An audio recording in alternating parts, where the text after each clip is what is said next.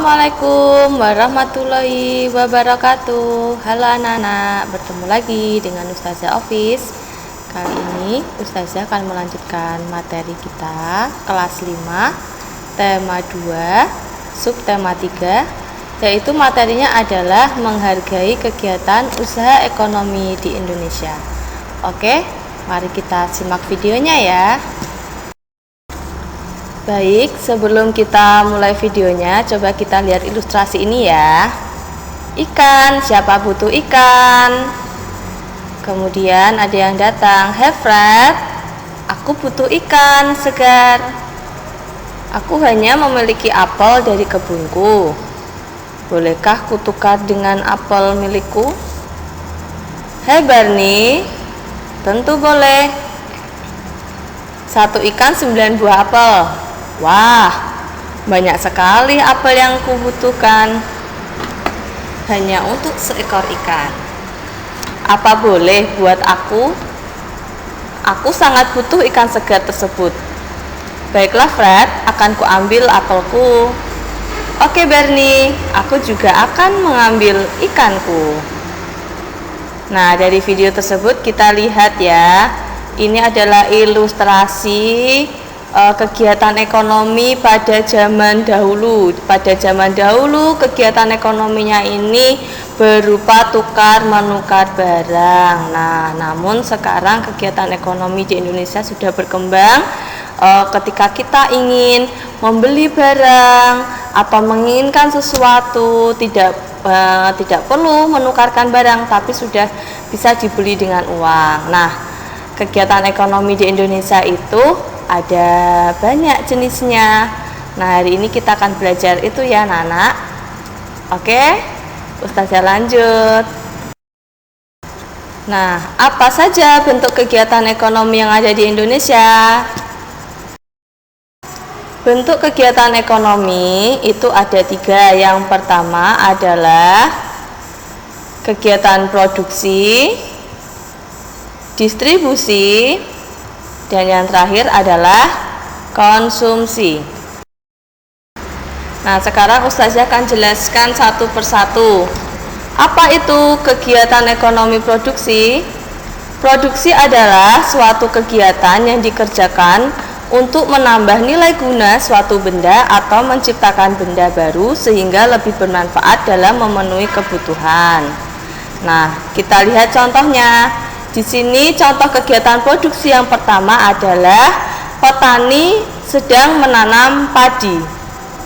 Lalu yang kedua adalah ada seorang nenek yang sedang memproduksi baju, yaitu bajunya sedang dijahit. Lalu kegiatan yang kedua adalah distribusi. Distribusi adalah salah satu aspek dari pemasaran. Distribusi juga dapat diartikan sebagai kegiatan pemasaran yang berusaha memperlancar dan mempermudah penyampaian barang dan jasa dari produsen kepada konsumen sehingga penggunaannya sesuai dengan yang diperlukan. Oke, kita lihat contohnya. Contoh kegiatan distribusi adalah kegiatan orang sedang menjual belikan barang dagangannya di pasar. Lalu yang kedua adalah truk sayur sedang mengantarkan hasil perkebunan ke kota. Nah, itu adalah contoh kegiatan distribusi. Lalu yang ketiga adalah konsumsi. Konsumsi adalah suatu kegiatan yang bertujuan mengurangi atau menghabiskan faedah suatu benda, barang dan jasa dalam rangka pemenuhan kebutuhan dan kepuasan secara langsung. Nah, contohnya di sini ada sebuah keluarga yang sedang makan bersama. Berarti dia sudah mengkonsumsi hasil produksi ikan. Lalu yang kedua ada seorang anak kecil yang menggunakan pakaian. Nah, pakaian ini kan juga tentunya bisa jadi pakaian diproduksi terlebih dahulu. Baik anak-anak, di sini Ustazah mempunyai contoh proses kegiatan produksi, distribusi, dan konsumsi.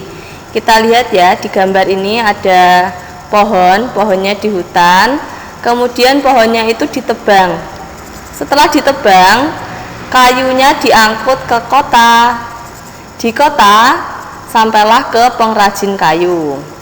Nah, oleh pengrajin kayu dibawalah ke toko mebel menjadi sebuah hasil ya, bisa meja, bisa kursi.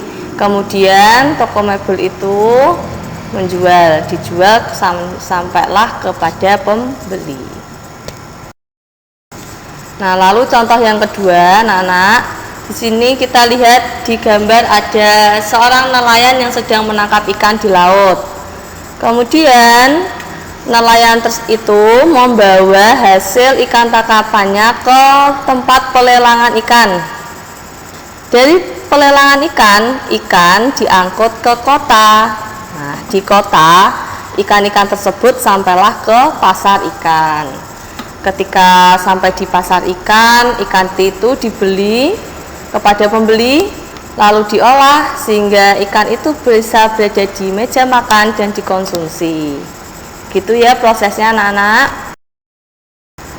Baik anak-anakku, demikian penjelasan dari Ustazah mengenai kegiatan ekonomi yang ada di masyarakat, yaitu ada kegiatan produksi, distribusi, dan konsumsi. Bagaimana kalian sudah bisa ya membedakan apa itu kegiatan produksi, apa kegiatan distribusi, dan apa itu kegiatan konsumsi.